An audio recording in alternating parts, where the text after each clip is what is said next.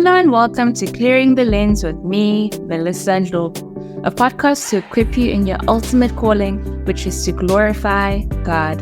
I'm a newlywed, a mom, a Bible-believing Christian, and a woman in corporate, and I'm so excited to be talking to you today. Today, we are talking to Dr. Rita Sonko. Dr. Rita is a public health doctor with over 20 years experience in implementing, managing, and providing technical assistance for health and social development programs. She leads program design, implementation and evaluations, and supports various institutions, including Government of South Africa, WHO, UNICEF, UNFPA, the Global Fund, and several NGOs through technical advisory services and more. Her primary areas of experience include mental health program design and management, capacity development and technical support to governments and NGOs and INGOs. She also has her own podcast called Wellness Tea Time with Dr. Rita Sonko, which has a new episode every Friday, where she invites guests from a variety of backgrounds to share their stories and insights on mental health and the world we live in. And she's an author of a book called Gems of Wisdom. I know you enjoy our conversation. Stay tuned. Good day, Dr. Rita. How are you doing? I'm so glad we are able to finally have this conversation. Yes, I'm super excited as well. I've been waiting to have this chat for a long time now.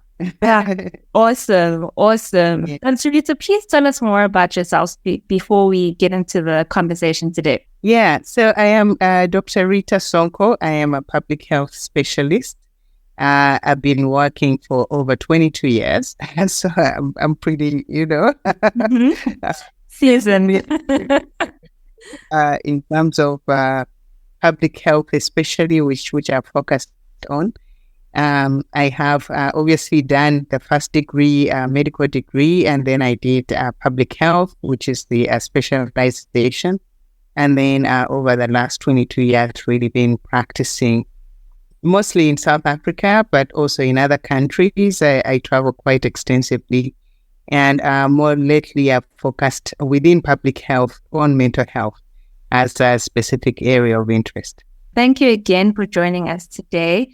And just to let our audience know, so the topic in this episode is the interrelation between our spiritual, our physical, and our mental health. And really, this is a conversation which is really just in time. I really think that it's key that we really have discussions around our holistic selves as human beings and how to maintain the health of all these different spheres.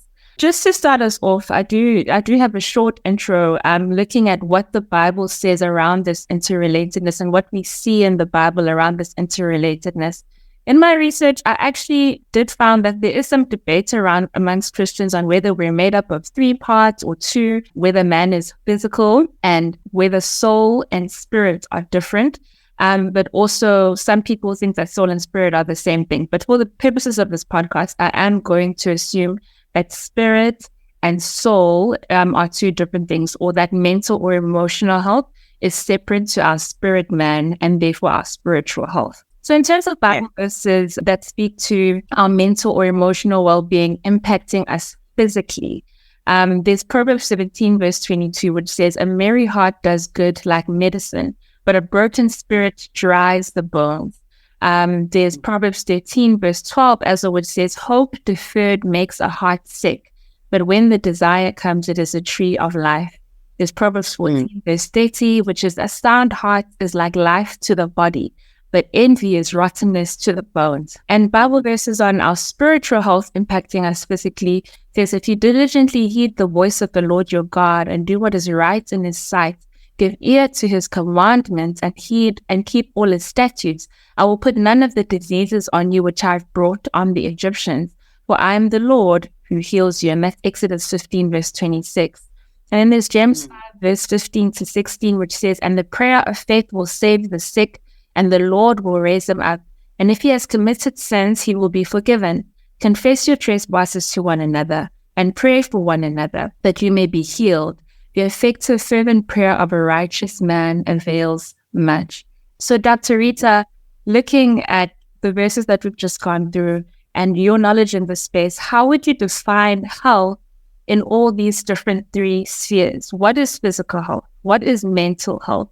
What is spiritual health? What does a healthy person look like in all these different spheres? Yeah, I think it's a great question. And I think that, firstly, I should have said that I'm a Christian, and that's why this conversation is also very intriguing, because I then get to look at this issue from that perspective as well. But if you look at the definition of health by the WHO, or the World Health Organization, it says health is a state of complete physical, mental, and social well-being, and not merely the absence of disease or infirmity. So that is the definition by the WHO, right? And so while the WHO doesn't mention spiritual health, it does mention physical and mental health, right? And we know as Christians that I believe, I think I'm one of those believers that agree with the idea that we are a three-in-one kind of being, that we have a physical body, we have a mind, but we also have a spirit. And so the body, mind, and spirit combination is what makes up a human being. So your physical health is obviously where you don't have infirmity, but physical health is not just about disease. In fact, a human being cannot be separated into different parts, right? Because we are really body, mind, and spirit. So we cannot talk about health of the physical without health of the mind and without health of the spirit. It's like all the three parts have to be considered all together, because that's what makes up a human being. So I think agreeing that these things are interrelated is important, and therefore looking at health holistically is therefore to understand that you have to look at all the three all together, and not merely looking at whether someone has a specific disease or infirmity, but rather look at their state of well-being, their physical well-being, their mental well-being, and their spiritual well-being. I guess on the spiritual side, as much as WHO doesn't detail what that would look like, I guess a check I know that I would do on myself is, am I desiring the things of God as much as I used to, as much as I should? Have I become complacent? Am I rebellious in certain areas? What's my fruit, essentially? Yeah, my sense is that firstly, we are given the knowing in our spirit to know that you're on track or you're not on track. So you know it. So when your spirit is in the right place, you will already know it automatically. While we do not necessarily always know that our mind is in the right place, or we don't know that our physical body is in the right place. We are such powerful beings at a spiritual level that we will know. We always know. You always know right from wrong. Our spirits are really powerful in that they can even sense that our physical body is not well, or that our mind is not well, and give us cues or kind of tips and ideas to act upon. I believe scientists out there could try to prove what I'm saying. I think that at the end of the day, spiritual well-being is almost innately known to us if we are tuned in. Yeah. Because I am not, obviously, I think that those that are spiritual leaders among us might have a better way to articulate what I'm trying to say. But I also think that because our spiritual life, or our spiritual, the part of us that is spiritual is connected to God, I believe that that's what makes us knowing, gives us knowledge. And if we don't pay attention to that and we neglect our connection with God, we obviously lose our ability to discern and understand what is related to us. But if we maintain that connection, then we will automatically know. So I'm on track or I'm not on track. I've actually never thought of it that way, that the Holy Spirit is timely. When conviction comes, it comes. Whereas you could be walking around feeling fine, but actually your physical health is not okay. And you only know maybe when you run some tests, or you only know your mental health isn't okay. Maybe when you read something and you realize, oh, this sounds a lot like me. But when it comes to God and the things of God, He is prompt to discipline, essentially. And the Bible says, you hem me in behind and before. He is mindful of us and is prompt to bring us in and to get us aligned to what He's trying to do in our lives. So, Dr. Rita, as someone with a background in public health, which very much deals with the physical aspect of man, what made you start a platform such as Wellness Tea Time? Yeah, no, it's a great question. But you know that public health really is aligned to this idea of the WHO, which I just mentioned to you, that is physical health is not everything. Mental health, social well-being is important. And I think in the broader definition of WHO, the social well-being does include the spiritual well-being as well, even if they don't explicitly talk about it. So from that perspective, I was then obviously led to realize that in everything that we're doing pertaining to public health, we really have to be looking at the person holistically. And a lot of the programs that I was working on, especially the HIV/AIDS programs, had to some extent tried to do certain things around psychosocial support, but not going long and deeply enough into really addressing mental well-being, mental health, which is deeper than just doing a bit of lay counseling. It's also about really treating the diseases of the mind, and not just treating, but also especially preventing them and making sure that we create the awareness. So when I realized that there was a big gap in that area, automatically I started looking at what can we do. We need to increase awareness. We need to have conversations. And that's where Wellness Tea Time, Dr. Rita was born from, the understanding that the more we have conversations about issues that are otherwise stigmatized and they are not part of mainstream, conversations, but the more we can have those conversations, the more people will realize that, my goodness, I didn't even realize that issue is related to this other idea that I had heard of before, or someone who has been affected by, so, just having conversations like this is extremely powerful in bringing people into awareness and in motivating people that need to make changes, whether it's policymakers or service providers or even individuals in seeking healthcare, or they can actually do that.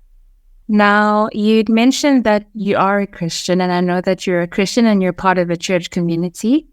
And I visited your wellness center and I got an amazing head massage. Thank you. So you very much live the idea that we need to be healthy on all of these three different spheres.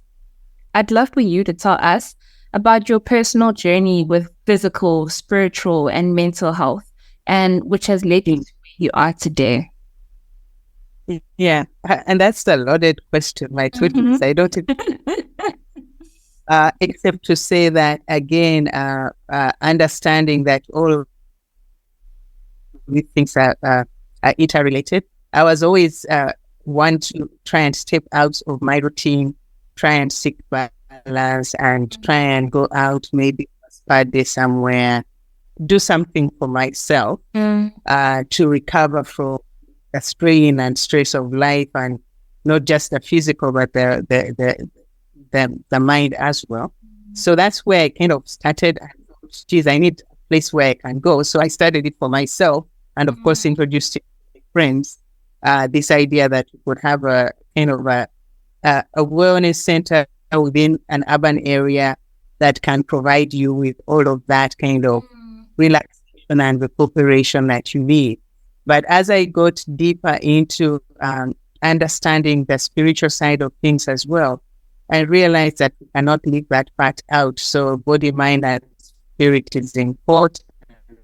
And while I am not, don't consider myself a spiritual leader in any shape or form, but I realize that we need to partner, we need to engage the church, and we need to also bring into the church some of the information that they may not have in the church. You do not find public health specialists necessarily running a church. So from their own perspective as well, it was useful for us to engage and assist them in understanding, for example, the mental health aspects and how they can help the congregation in that regard. So I think that we all really need to work together, kind of figure out how do we bring all these parts together and how do we partner so that we can help our people to find that balance. And not everything is going to be found in one place. Like you cannot really necessarily be a one-stop shop that delivers everything. But if you partner appropriately, then you will find that you can actually help a lot of people, not even just those that are able to come walk into the center, but even those remotely located but can be connected to services that we provide online. Amazing. Is there any way we can know, Dr. Rita, that a physical affliction is purely physical and not spiritual or emotional or mental in any way in terms of related to our mental health or related to our spiritual health? Is everything physical as a result of something spiritual or mental? What are your thoughts on this, and from what you've seen in practice as well? It's a great question, and as I said, I think it's really about looking at a person holistically. It's hard to unpack a person and say, "Oh, okay, now let me just look at your physical, or look at your mental health, or let me just look at your spiritual health." I think one needs to look at a person holistically. And one of the, I should say, weaknesses of our health system is that we actually tend to just look at the physical, and even the mental health is not addressed well enough, and we don't go into the spiritual at all. I mean, that is really not a space that healthcare providers generally go into. But I think it's fair to say, and I think there is enough evidence actually, that shows that your spiritual well-being does promote your physical well-being and your mental well-being as well. And all of the things vice versa too as well. So if you are physically unwell, so you might have physical unwellness as reflected in, for example, your high blood pressure. The blood pressure is high, it's unstable, it's shooting up and down and all of that kind of thing. Or your blood sugar, you're diabetic and you're not failing to control the sugar and all of that. But if one really starts to unpack the history to that, they might actually find that you actually have extreme stress. You have maybe sometimes someone is even depressed, extremely anxious, has a whole lot of pathology related to their mental wellness, their mental health, that basically is impacting on their physical. Now, how that relates to your spiritual wellness could also be that you are, disconnected from your purpose, because I believe that our purpose is an indicator of our spiritual wellness as well. So if you are plugged in and you know that what you're doing is aligned to your reason for being here on earth at this particular time with the people that you find yourself with, if you believe that that is the case, chances are that you're going to have stability in your mind. You're going to be emotionally well-regulated. Find yourself questioning the fundamentals. Why am I even here? What is my purpose? You will find that such questions can actually go into impacting your mental health to the extent that you might find yourself struggling with depression, for example, because you kind of feel like you don't have a purpose and you feel like whatever you're doing is not contributing. And those might be thoughts that are negative, but which you tend to then analyze, and this will cause obviously a bigger problem and eventually escalate into either a situation of severe stress or a severe depression or other mental health conditions. But again, those may not be picked up until someone picks up that, geez, this person has high blood pressure that we are failing to control with medications. What's going on? And then they start to investigate and they realize, no, there's a mental health issue. And then if you have the right help and the right balance of support, one might then discover that actually the problem also stems from the fact that this person doesn't feel connected. They feel they are not guided. They feel as they feel they are here, but they are not contributing to anything. About all of these things. So that is just one example I could think of to connect the three. I think the fundamental message is that we cannot separate physical, mental, and spiritual health. We need to look at the person holistically, and we try and piece together this puzzle. It's like a puzzle, right? All of these things are connected to form one big picture. You can't kind of take one aspect off and kind of say, oh, let me just deal with that only. And that has been fundamentally the challenge that we have in our health system as well. And from what I'm hearing, in terms of the words that you've used, where you've said it may be the case, it may not always necessarily be that there is that underlying, but we wouldn't really know until we looked at that person holistically. Which really leads me to our next question, because obviously looking at someone holistically comes with cost, and living in South Africa, access to mental health care is not easily accessible. It's not cheap. What alternatives can we look into which may be more affordable for people, and how have you seen these help people? Alternatives to the one-on-one sitting in therapy with a therapist, I think that's a really important question for us to really consider, because it's very important if you're going to consult a psychologist, for example, for 1,100 rand, some are even much more, to have sessions like that. However, we're continuously looking for options. What else can we do? And one of the things that we're looking at is group therapy, for example. In group therapy, a psychologist or a registered counselor is someone who has done psychology and had also clinical training in psychology and is able to basically do counseling and support. And he's a health professional that is registered by the Health Professions Council. So they're really very well trained, but they are not yet a psychologist.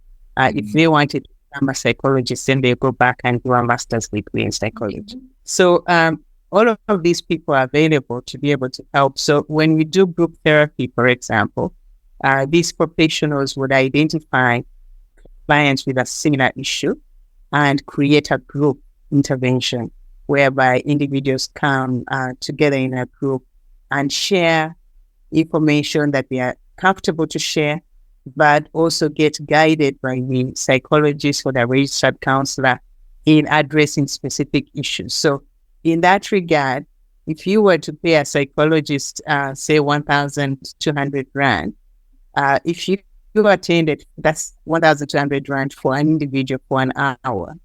But if you attended a group session, that psychologist could potentially work with 10 people in that group for about the same amount of money. So that means each person could contribute 100 rand, 120 rand, or whatever the amount which is happy to charge. But at the end of the day, it becomes in a fraction of what they would otherwise pay in individual sessions. Our things we're looking at. The other one is obviously what we call a skills transfer, where, or we call it task shifting, where you shift certain tasks for a certain health professional down to a lower cadre of professional or a lay worker who has been trained and who is supervised. So when you do that kind of task shifting, you're able to train, for example, people who do a lot of counseling. Like if you call into SADAG, the people that receive your call, they are actually usually lay counselors that have been very well trained and who are supervised. So they will be able to do certain things at a fraction of the cost that it would cost to have either a registered counselor or a psychologist.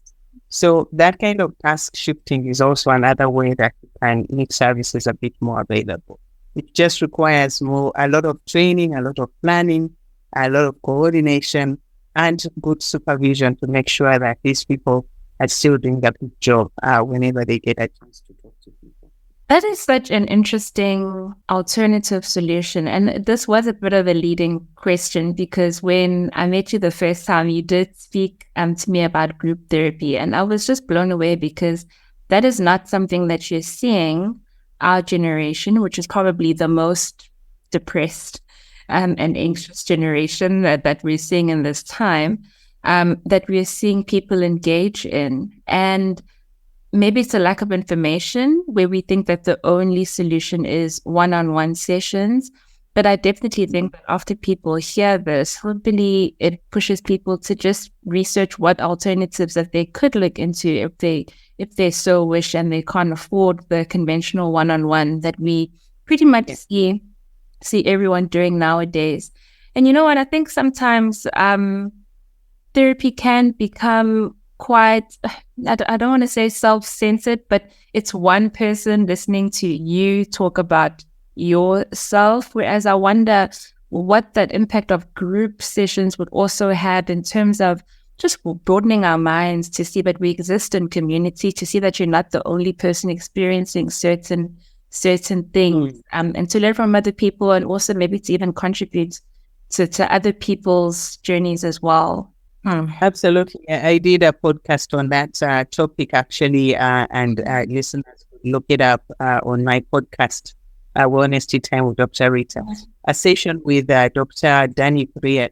He was, kind of, again, elaborating the value and the benefits of being part of a group therapeutic experience, whereby, when you're one-on-one, you're kind of even questioning whether you're being funny by asking or saying this, feeling like it.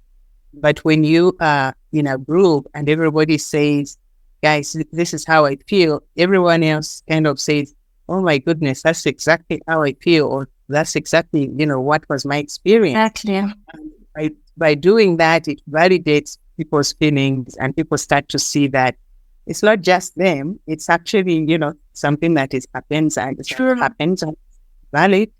And you need to kind of understand that you're not alone. And part of the healing journey is also understanding that you're not alone in a situation, but also that you can actually learn from each other. Coping mechanisms, for example. What do you do? I mean, this applies to everything in life, whether it is parenting, whether it is dealing with loss, or dealing with anything really in life. When you hear someone else who has gone through it, or who is going through it at the same time, it does do something about you feeling like, geez, I'm not alone. And if someone else is coping, then I can also figure out how to cope. I can learn what they're doing and I'll apply it in my life. So there's a lot of benefits. It's not just the cost, but the cost is one of them. Exactly. Staying on the topic of group therapy, what would you say to someone who says, I don't want to share my problems with complete strangers, I'm fine? Yeah, of course, there will always be people like that. People are quite apprehensive, but if the people who are running the group session, they're well-trained, experienced, they will get people to a level of comfort that they are willing to start sharing. It doesn't start from the day one, the first session, that you're going to come and kind of share everything. But, you might find that in a group, some people are more comfortable than others. Over time, the others will realize that, hey, when I heard someone talking about this, I could see the relief on their face, but I could also see how it helped me. And then immediately they started that if they also shared, it would not only bring relief to them, but it would also help someone else. And I times when we think about other people, that and when sharing our story can help someone else, that can sometimes be the biggest motivator for, not even motivator, but the biggest push that pivots us from a place of not doing well to a place of doing much better. Because we are giving. We're not just receiving. When you go to a one-on-one session, you're mostly receiving. But when you go to a group therapy session, you actually also give. And I think it's in giving that we find a lot of joy as well. In terms of even our own spiritual health, we know that a giver, I'm sure you know the Bible verses that talk about giving as really a blessing and how that really actually returns much more than what you are actually giving up. So I think that just from that perspective alone, I hope people can be encouraged to seek out groups. And I think the other point, though, is that on our side as healthcare providers, providing that information on where people can go for group sessions, what kind of group sessions are available. And that's part of my current mission, to just make that knowledge out there, put it out there, and make support available to people. Yeah. Agreed. And Galatians 6 verse 1-2 says, brothers and sisters, if someone is caught in a sin, you who live by the Spirit should restore that person gently.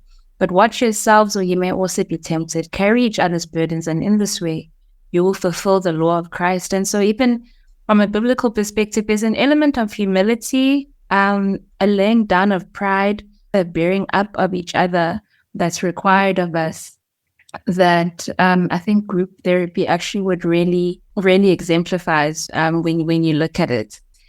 What would you say to the Christian whose first point of call is always setting up an appointment with their therapist and not necessarily seeking God and His Word?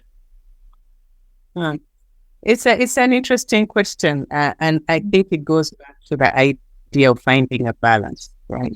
That you really need to look at yourself holistically.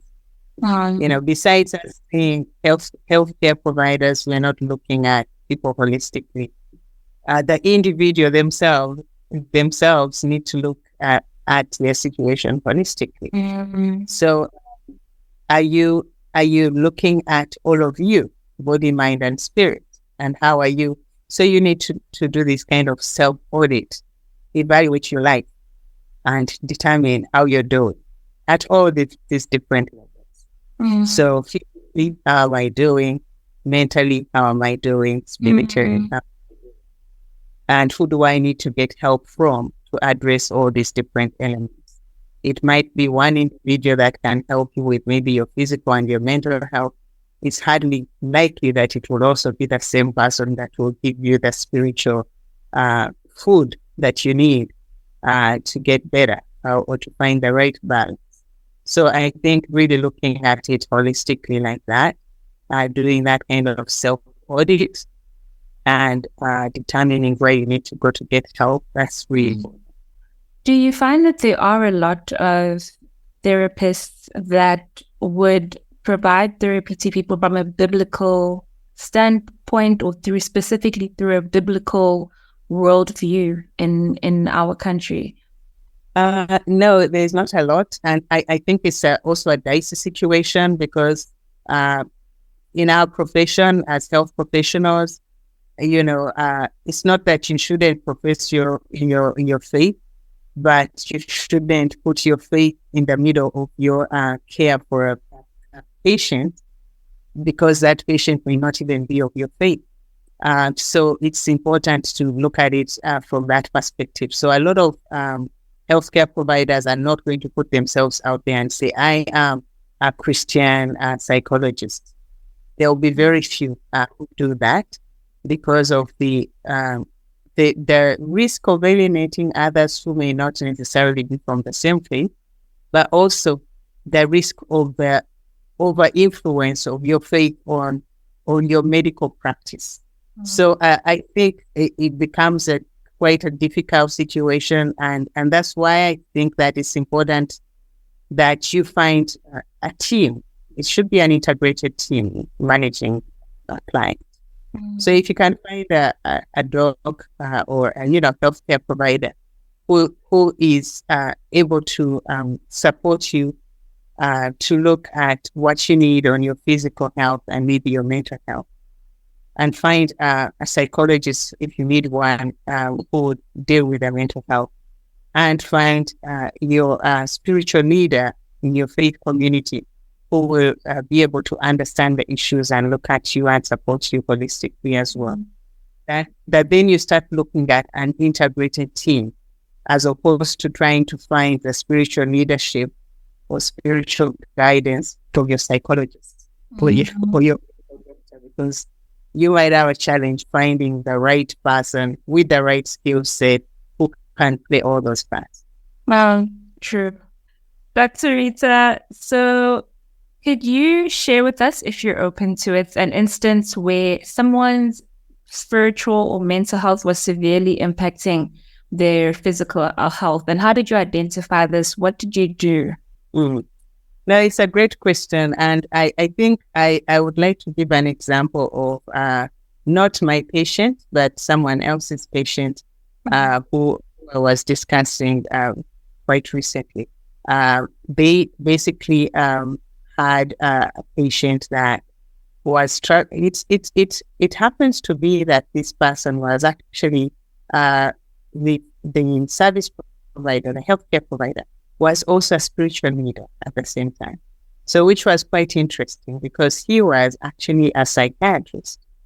And he would get a whole lot of patients coming through to see him as patients for their mental health, but he would also get a whole lot of people coming in for what you would call what do you call it in the spiritual in the faith, communities, when you're releasing the demons or whatever. Oh, like manifested deliverance. Deliverance, exactly. So you see, I hadn't even forgotten the word. So these people would come to this person for deliverance.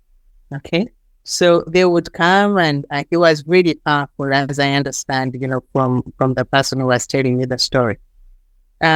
So people would come for deliverance, and then in the process of that, he would then say, "No, but this person that's not the problem.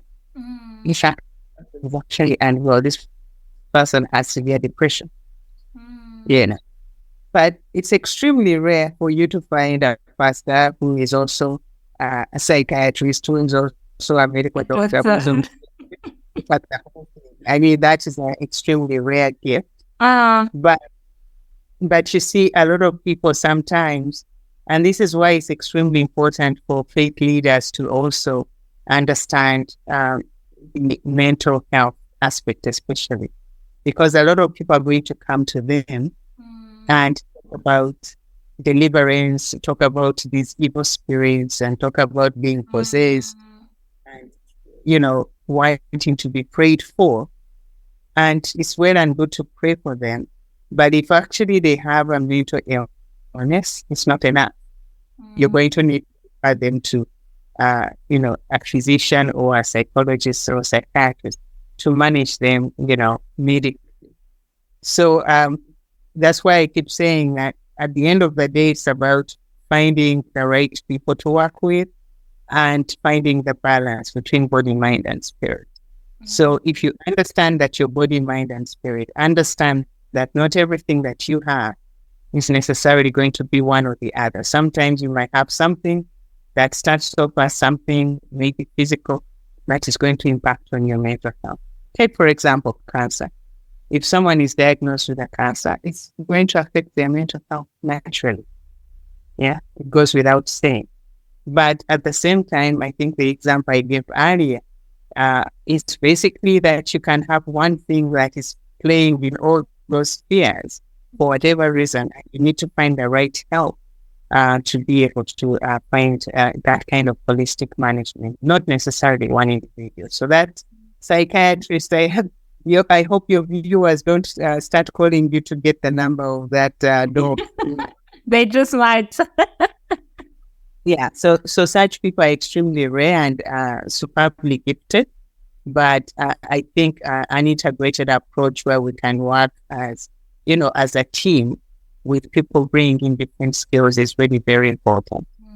It's like building a house. You when you build a house, you're going to need the architect to draw up the the designs, but you're going to need the structural engineer, you're going to need the bricklayers, you're going to need the painters. It's an integrated team that eventually produces that house. In closing, Dr. Rita, as a Christian in public health, how do you believe Christians in public health should approach patients when there could be so many influences in their health? What should they ask, if anything? What should they listen out for with their clients in order to be able to give them this holistic assistance? It's a great question. And I think it goes back to the fundamentals of medical practice. What does the training say? And I can tell you that your training always says, look at the person holistically, take a good history, take a good medical history, and understand, go beyond who you're seeing and what your patient is telling you to actually unpack with them, with their permission and communication skills and rapport that you will build with them, to try and understand who they are really as an individual. What is the issue beyond what they're telling you right now? Sometimes, a lot of times, clients actually don't even realize that this other thing is actually related to this and related to that. But if you open up a conversation with them, they will reveal to you that something else happened and something else happened. And your training allows you to piece together all these pieces of the puzzle so that you can explain to the client how all of these pieces come together and therefore what you propose for them. And what you propose may not necessarily just be what you can do and should never be about what you can do yourself only, but rather who is needed, who else is needed to help with this picture, right? So I think that for me is the most important thing. If people follow what they were trained to do, the basics of it, and also first do no harm. You know, we have the Hippocratic Oath, which is about first do no harm. You know, are we always putting that forward? Or are we sometimes doing things for a certain gain that we have or we anticipate ahead of what we should really be doing for our clients? For example, refusing to refer the client to someone who might do a better job for them because you want that consultation fee. And next consultation, next month's consultation, is that really what's about? Yeah. Or is it about patients and other clients' outcomes and first do no harm principle? You know, so if you just start with that and you're true to that, I feel that any health professional who is well trained will always do a good job if they put the patient first or the client first ahead of anything else and look at them holistically. Wow. That's the end of our conversation today, Dr. Rita. Thank you so much for your time. I've definitely learned so much and I've got so much to think about. And I'm very sure our listeners have learned a lot as well. Thank you so much for having me. It's been such a great pleasure and I enjoy listening to your show and I'm sure there will be amazing conversations coming up. Yes, definitely. I'm excited for them too. Thank you. Thank you. Wow. What an amazing conversation. I hope you enjoyed that episode. I'm a new mom, so the last year has been quite a roller coaster on many different fronts for me. And I think as women, sometimes we might find that it's difficult to imagine a God who can relate to us in terms of our motherhood journeys or our sisterhood journeys, etc. But you know what? The Bible actually, as much as God is our Father, it does also describe God as having some very feminine characteristics. We've got in Isaiah where it says God comforts his people like a mother comforts her child. We've got also in Isaiah 49 verse 15 where it says like a woman would never forget her nursing child, God will not forget his children. And in Deuteronomy 32, it says God is like a mother eagle that hovers over her young. It says as an eagle stirs up its nest, hovers over its young, spreading out its wings, taking them up, carrying them on its wings. So the Lord alone led him, and there was no foreign God with him. Jesus came in the flesh, guys, and the Bible says we don't have a high priest who cannot sympathize with our weaknesses, but was in all points tempted as we were, yet without sin. And so I just want to encourage us to know that we have a God who can relate to us. Jesus was man in the flesh. God understands our makeup. He made us in every single way, physically, mentally, spiritually. He cares about every single aspect of our health, and we can trust him to hold our hands and be with us on that journey to health and holistic health. I do believe that all three, our mental, our spiritual, and our physical health, is very important in order for us to live lives where we're able to be at our full capacity and able to do the things that we are all called to do. All right, that's me for the week. Have a good one. Thank you so much for listening. I hope you tune in next time. If you've enjoyed this episode, please like or follow this podcast or leave us a comment. We'd love to hear from you. This is me saying goodbye and reminding you of your ultimate calling in this moment, this day, and this week, to glorify God and to enjoy him forever.